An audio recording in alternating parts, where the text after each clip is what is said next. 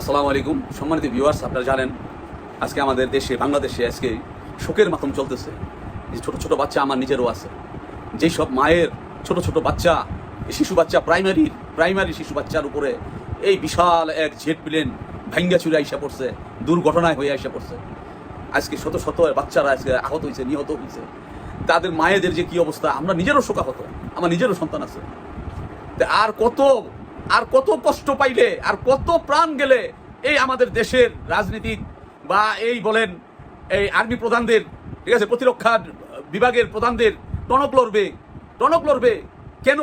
যে এই ঢেউটিন মার্কা এই জেট প্লেন আমরা কেন এই বিশ্বের ভিতরে সবচেয়ে ঘনবসতি শহর হইলো ঢাকার শহর, এই আমরা ভাঙ্গাচুরা খেলনার এই জেট প্লেনগুলি আমরা কেন এই এত মানুষের মাথার উপর দিয়ে আমরা এই উড়াইতে যাবো? কেন আমরা এখানে মহড়া দিতে যাবো? এগুলি কি নেওয়া যায় না? সমুদ্রের পাশে কক্সবাজার, ওইখানে কি নেওয়া যায় না? এই জ্ঞান বুদ্ধি কবে হবে? আরে আপনাদের এই ঢাকা শহরের ভিতরে থাকতে হবে, এই ঢাকা শহরের ভিতরে চাইতে থাকতে হবে।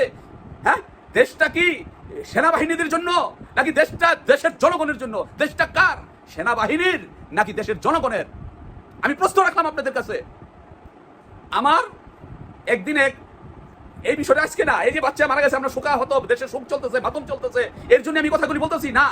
একদিন এই বিষয়টা আমার মাথায় অনেক আগের থেকেই, একদিন এক মেজরকে পাই, অবসরপ্রাপ্ত, আমার তার নামটা সঠিক জানা নাই, তার সাথে বৈশাই আমি শুরু করলাম। তবে বললেন এই যে মধুর যুক্তিতর্ক বিষয়টা এরকমই ছিল। শেষটায় উনি তিক্ত বিরক্ত হয়েছেন, বুঝা গেছে আর কি, মনে হয় আর কি, কারণ উনি উনার কোনো যুক্তি আর কাটে নাই আমার কাছে। আমার যুক্তিগুলি কি, উনার সাথে কি কথা হয়েছে একটু বড় ধরনের বলতেছি আমি, শোনেন। আমি বললাম যে এই ঢাকা শহরে বলেন তো দেখি, এই যানজটটা কেন, কি কারণে ঢাকা শহরে যানজট হয় বলেন? এই যানজট নিরসনের জন্য এই ফ্লাইওভারগুলি তৈরি করা হয়েছে, মেট্রো রেল তৈরি করা হয়েছে। এখন বলেন কেন এই মেট্রো রেল তৈরি হইলো? হাজার কোটি টাকা এই মেট্রো রেল গেছে, এই ফ্লাইওভারে গেছে। কেন বলেন তো দেখি? ঢাকা শহরে উত্তর আর দক্ষিণে রাস্তা আছে, পূবে পশ্চিমে কিন্তু রাস্তা নাই। আপনারা দেখাইতে পারবেন না পুরা ঢাকা শহরের ভিতরে পূবে পশ্চিমে একটা রাস্তা আপনারা দেখাইতে পারবেন না। যখন মেজর সাহেবের লোকের কথা হইলো, তাই আমি উনাকে বললাম যে এই ক্যান্টনমেন্টের কারণে, যে এই আজকে এই ফ্লাইওভার তৈরি হয়েছে, এই মেট্রো রেল তৈরি হয়েছে, আর এই যানজটের কারণ হইতেছে এই আপনাদের ক্যান্টনমেন্টের জন্য। ক্যান্টনমেন্ট কি করি আমরা? খাই না মাথায় দেই? ক্যান্টনমেন্ট আমরা খাই না মাথায় দেই? কি হয় ক্যান্টনমেন্টে কি হবে আমাদের? ক্যান্টনমেন্টের কারণে হাজার কোটি টাকা আজকে মেট্রো রেলে আজকে খরচ হয়েছে, আজকে ফ্লাইওভারে খরচ হয়েছে। আজকে একটা রাস্তা হয় না, একটা পূবে পশ্চিমে রাস্তা হইতে পারে না। আজকে একটা পূবে পশ্চিমে রাস্তা নাই ঢাকা শহরের ভিতরে। তো উনার সাথে যখন এই ধরনের কথাগুলি হইলো, তো উনি বললেন যে এই কিছু মানুষ আছে ক্যান্টনমেন্টের বিরুদ্ধে চেঁচামেচি করে, হুদাই চেঁচামেচি করে, এরকম কথা বললেন।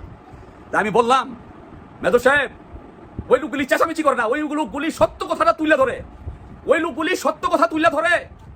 যে সত্য কথা তুলে ধরে এই কারণে, সত্য কথাগুলি তুলে ধরে যে ইন্টারমিডিয়েট, যে সাধারণ ইন্টারমিডিয়েট পাস, তাদের জন্য কি বালাখানা। যে ক্যান্টনমেন্টে যান নাই সে আমার কথাটা বুঝবেন না, যে ক্যান্টনমেন্টে গেছেন সে বুঝতে পারবেন। বেহস্তখানা হয়ে রয়েছে ক্যান্টনমেন্টের ভিতরে ইন্টারমিডিয়েট পাসদের জন্য। আর সেকেন্ড লেফটেন্যান্ট হইয়া কি করেন আপনারা? ঢোকেন লেফটেন্যান্ট হইয়া সারা বাংলাদেশের সুন্দরীটারে বিয়া করেন, তারপর খান আর ঘুমান। আর কি করেন বলেন? এই কথা বলছি বাদে উনি বললেন, এই আমরা যেই ট্রেনিং দেই, আমাকে ট্রেনিং দেয় আমার জীবনই করে লাই। আমি শোনেন, আপনারা ট্রেনিং দিচ্ছেন, আপনাদের লাভ হয়েছে। আপনার বয়স যদি 60 বছর থাকে, হয়, আপনার 40 বছর যুবকের মতো টকবক লাগবো। আমি উনাকে বললাম, আপনার বয়স কত? কোন দেখি আপনি বলতে পারবেন? আপনি সঠিক বয়সটা আপনি বলতে পারবেন না, কিন্তু আপনার দেখা যায় 40 বছর যুবকের মতন। আপনি তো রিটায়ার্ড করছেন, আপনি 40 বছর যুবকের মতন একটা টকবক লাগতেছে। কিসের জন্য? ওই যে আপনি যে ট্রেনিং করছেন, এই ট্রেনিং এর ফায়দা আপনার, আমার কি লাভ হয়েছে বলেন? আমরা যুদ্ধ লাগলে যুদ্ধ করবো, আমরা জীবন দিব। তাই আমি বললাম, ভালো কথা, আপনাদের রক্ষা করবো, এই দেশ রক্ষা করবো। তাই বললাম, ভালো, আপনারা যুদ্ধ লাগলে আমাদেরকে রক্ষা করবেন। তো কার লগে যুদ্ধ লাগলে তো ইন্ডিয়ার লগে লাগবো। ইন্ডিয়া কইছে মাত্র 3 দিন সময়, 3 ঘন্টা না, যদি 3 দিন, আমি জানি না সঠিক। অনেকদিন আগে আমি পত্রিকায় এটা পড়েছিলাম যে 3 ঘন্টা বা 3 দিন ইন্ডিয়ার বিলি বলে যে বাংলাদেশ 3 দিনের বেশি টিকবো না। তাই আমি 3 দিনের জন্য হাজার কোটি টাকা কেন খরচ করতে যাবো? হাজার কোটি টাকা বাংলাদেশের মাঝখানে একটা ক্যান্টনমেন্ট রেখা কেন আমি খরচ করতে যাবো? আপনাদেরকে পালতে কেন যাবো?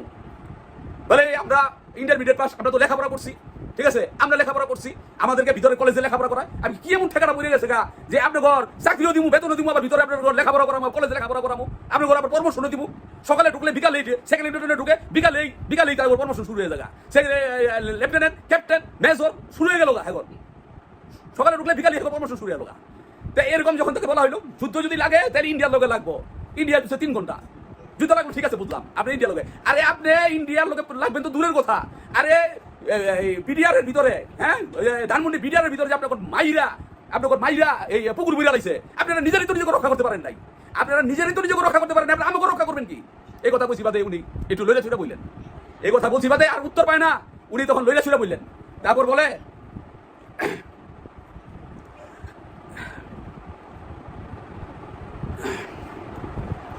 রাজপ্রাসাদ, ঢাকার মাঝখানে রাজপ্রাসাদ, সকালে ঢুকলে বিকাল থেকে প্রমোশন শুরু হয়ে যায়। বাড়ি গাড়ি নারী, সুন্দরী নারীর অভাব নাই। তাগর বউ হইল সবচেয়ে বাংলাদেশের ভিতরে সবচেয়ে সুন্দরী। তাই ওনাকে আমি বললাম যে আপনাদের কারণে আজকে আমাদের এই দুর্ভোগ, আমাদের দেশের দুর্ভোগ, আমাদের দেশের একটা বড় অ্যামাউন্ট আপনাদের পিছনে খরচ করা হয়। আগেই আপনারা নিয়ে যান গা, আপনাদের জন্য দিতে হয় না, আপনার জন্য অটোমেটিকলি আপনার টাকা চলে যায় গা।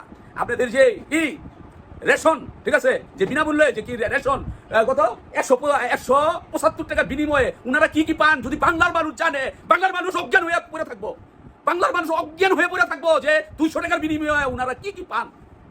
উনাদেরকে যখন আমি এই কথাগুলি উনাকে বললাম যে আপনাদের কারণে আজকে আমাদের এই দুর্ভোগ, এই বাংলার মানুষ আজকে রাস্তার ভিতরে আজকে জ্যাম, মানুষ আজকে অফিস যেতে পারে না, দেখেন আপনি শত শত মানুষ আজকে হাইটটা চলতেছে। উনাকে যখন আমি এইগুলি বললাম, তারপরে উনি আমাকে বললেন যে এই আর্মির লোকেরা হাসিনার মা বাবা ভাই মারছে, হাসিনা কিছু কইতে পারে, হাসিনা কিছু করতে পারে, এই কথা বললেন। বললাম আপনি কি আবার শুধু মধু ঘরের পোলাপান মনে করছেন? আপনি যে আপনার কথা কইতাছি, আমার জামা কাপড় হয়তো আমার শুধু মধু ঘরের পোলাপান মনে করছেন? আমার নানা বিভাগীয় অফিসার ছিল, আমার নানা বিভাগীয় অফিসার ছিল, আমার বাবা বিভাগীয় অফিসার ছিল, আমার বড় মামা বিভাগীয় অফিসার ছিল। তারা দেখছি তারা ডিপার্টমেন্ট কিভাবে চালাইছে। আমার বাবার নাম শুনলেই ডিপার্টমেন্ট এমনি ঠিক হয়ে গেছে গা, এমনি ঠিক হয়ে গেছে গা। আমার বাবার নাম শুনলেই, আমার বাবার ট্রান্সফার ওইখানে আসতেছে, এই কথা শুনলেই ডিপার্টমেন্ট অর্ধেক ঠিক হয়ে গেছে গা। আর উনি পাড়া দিলে বাকি অর্ধেক ঠিক। দেখছি তো উনাকে আমি বলছিলাম যে আমি 5 মিনিট লাগবো না, যে আপনার এই 1 বছর লাগবো না, আমি ক্যান্টনমেন্ট সরাই এলাম, এই ক্যান্টনমেন্ট সরাই ফেলাম, 1 বছর লাগবো না। শেখ হাসিনার জায়গায় আমাকে বসায় দেন, আমরা দেখেন আমি কিভাবে করি। এর কথার কথা, যাই হোক, এটা আপোষের কথা, ঠিক আছে, যুদ্ধের কথা না, আপোষের কথা। এই দেশ জনগণের জন্য, এই দেশ আর্মিদের জন্য না। এই ক্যান্টনমেন্ট আর্মিদের ঘুমানোর জায়গা না, এখানে রং ফুর্তি করার জায়গা না। ক্যান্টনমেন্ট যেখানে সুন্দরী বউ নিয়ে তারা ঘুমাইবো, তারা চাকরি করতেছে ব্যস্তখানার ভিতরে রইছে। তারা যখন আবার নাকি রিটায়ার করবে, আবার তাদের জন্য আরেক ব্যস্তখানা। ডিওএইচ গুলি কার জন্য বলেন? ডিওএইচএস গুলি কার জন্য? তাদের জন্য ডিওএইচ গুলি বানাইছে বাংলাদেশের ঢাকা শহরের মাঝখানে ডিওএইচ গুলি। বলেন যারা জানেন তারা আমার কথাটা বুঝতে পারবেন। আজকে দেখেন এই ডেউটিন মার্কা বিমান, হ্যাঁ, বাংলা বিশ্বের ভিতরে সবচেয়ে নিকৃষ্ট বিমান হলো বাংলাদেশ। ঢাকা শহর হইলো বিশ্বের ভিতরে সবচেয়ে গণবসতি শহর হলো এই ঢাকা শহর। আর এই ঢাকা শহরের মাঝে এই ডেউটিন মার্কা এই খেলনার এইগুলি বিমানগুলি এরা এনে মোহরা দেয়, এর প্রশিক্ষণ দেওয়ায়। কি পাইছেন আপনারা দেশটারে? কি পাইছেন? আপনারা এইগুলি সরাই নেন। আপনারা এইগুলি, আপনার কি বোধগম্য নাই? আপনারা তো ইন্টারমিডিয়েট পাস, আপনারা তো কোনো বিশেষজ্ঞ না, আপনারা তো ইন্টারমিডিয়েট পাস। আমি বলি না ইন্টারমিডিয়েট বললে আমি কোনো কটাক্ষ করি না, কারণ ইন্টারমিডিয়েটের যে ছাত্ররা, সেটা বাংলাদেশে একটা নির্যাস, ছাত্র, তার মেধার নির্যাস আমি মনে করি। সেই মেধাটা কি হয়, সেটাও আমি ওনাকে বলছিলাম, সেই মেধাটা কি হয়? সেই মেধাটা ডেস্ট্রয়েড বাংলাদেশের ভিতরে সবচেয়ে নিকৃষ্ট মেধা হিসাবে হয়। নিকৃষ্ট মেধা, অলস মেধা কি হয়? একটা আর্মি মেজর, একটা ব্রিগেডিয়ার, একটা কর্নেল, হ্যাঁ, একটা জেনারেল কি হয়? জীবনে কি করছে? জীবনে কি সফলতা? আমার প্রশ্ন, কি জীবনের সফলতা? খাইছে আর হইছে। বাংলাদেশের একটা সুন্দরী মাইয়া বিয়ে করিয়া খাইছে আর হইছে, এছাড়া আর কোনো তাদের কোনো কর্ম নাই, কোনো কিছু নাই। আর বাংলাদেশের গরিবের টাকাগুলি তারা বসপসায়া খাইছে। ক্যান্টনমেন্ট, আমি বলি না যে এই দেশে আর্মি থাকতে পারবো না, এই দেশে আর্মি রাখা উচিত নাই, তা না, অবশ্যই দরকার আছে। কারণ আমাদের প্রতিবেশী দেশ ভারত অত্যন্ত জঘন্য একটা রাষ্ট্র, অবশ্যই দরকার আছে। যে এইরকম না যে ক্যান্টনমেন্টের ভিতরে রয়ের এই অফিস বানাইবো আর রয়ের লোক আর্মি সাইজা থাকবো। আমরা দেখছি যখন এই ছাত্ররা এই জুলাই বিপ্লব করছে, তখন আমরা দেখছি যে কিভাবে বিমানবন্দর দিয়া এই আর্মি পোশাকে এই রয়ের এজেন্টগুলি যে পলাইছে, আমরা দেখছি। এই সেনাবাহিনী রেখে লাভ কি? এই ঢাকা শহরের মাঝখানে ক্যান্টনমেন্ট রেখে লাভ কি? আমরা সংশ্লিষ্টদেরকে আমরা অনতিবিলম্বে আমরা আহ্বান জানাই যে ক্যান্টনমেন্ট এটা ঘুমানোর জায়গা না। একজন সেনাপ্রধান, 3 বাহিনীর প্রধান, একজন জেলা জজের পদমর্যাদার একজন সেনাবাহিনীর প্রধান, 3 বাহিনীর প্রধান, জেলা জজের পদমর্যাদা, সমপদমর্যাদায়। জেলা জজের অবস্থাটা দেখেন, তার বাড়ি, তার অফিস, তার এগুলি দেখেন, আর সেনা প্রধানের অফিস আর বাসভবন দেখেন। আপনি দেখেন যাইয়া এ কি? আর প্রধানমন্ত্রীরও তো আমার মনে হয় না এত সুন্দর বাড়ি, এত সুন্দর অফিস। হ্যাঁ, তাই এখন সর্বপ্রথম যে কাজটা করতে হবে, দেশবাসীর কাছে আমার একটাই অনুরোধ, যে এই বিমান বাহিনী, এই সমস্ত কিছু এগুলি এখান থেকে সরাইতে হবে। এখান থেকে পাহাড়গুলি অকেজ হয়ে পড়ে রয়েছে, সেখানে তাদের গাড়ি করা হোক, সেখানে তাদেরকে লঞ্চ করা হোক। আমি অনতিবিলম্বে সবাইকে এরকম অনুরোধ করতেছি যে এই ক্যান্টনমেন্ট থেকে, এই ক্যান্টনমেন্টকে সরাই নেওয়া হোক, এই বিমান বাহিনী সরাই নেওয়া হোক, এই নৌবাহিনী সরাই নেওয়া হোক অনতিবিলম্বে। নারায়ণগঞ্জটা পর্যন্ত আজকে যানজটে, যানজট হয়ে থাকে। যানজটের কারণ এখানে সেনাবাহিনী চাষারার মাঝখানে হাজার হাজার বিঘা জায়গা নিয়ে আটকাইয়া সেনাবাহিনী পড়ে রয়েছে। হ্যাঁ, ওহেতুক এখানে কোনো কিছু না, সেনাবাহিনী কোনো কিছু না, অথচ হাজার হাজার নারায়ণগঞ্জবাসী কষ্ট করতেছে এই ক্যান্টনমেন্টের জায়গা দখলের কারণে।